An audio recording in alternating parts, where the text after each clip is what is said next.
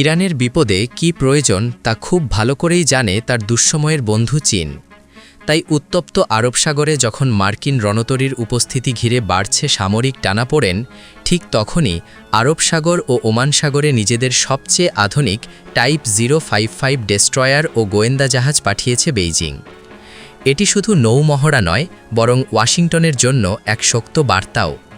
উন্নত রাডার, শক্তিশালী ক্ষেপণাস্ত্র প্রতিরক্ষা ব্যবস্থা এবং ইউরপাল্লান নজরদারি সক্ষমতা নিয়ে এখন মার্কিন নৌবাহিনীর প্রতিটি পদক্ষেপের উপর কড়া নজর রাখছে চীনা যুদ্ধজাহাজ। বিশ্লেষকরা বলছেন, চীনের এই গোয়েন্দা তৎপরতা ইরানের কৌশলগত সিদ্ধান্তে বড় ধরনের সহায়তা দিতে পারে। বাইরে শান্ত ঢেউ থাকলেও ভেতরে চলছে টান টান উত্তেজনা।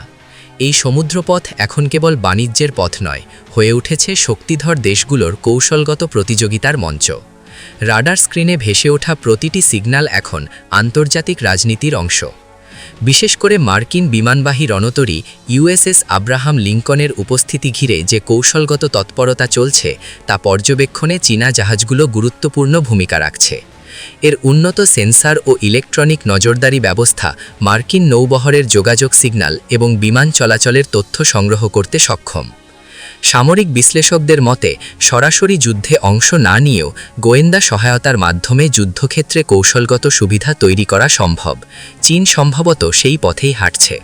এই মোতায়েন কেবল আরব সাগরে চীনের আধিপত্যই প্রকাশ করে না, বরং মার্কিন প্রভাবকে চ্যালেঞ্জ জানানোর এক নতুন কৌশল।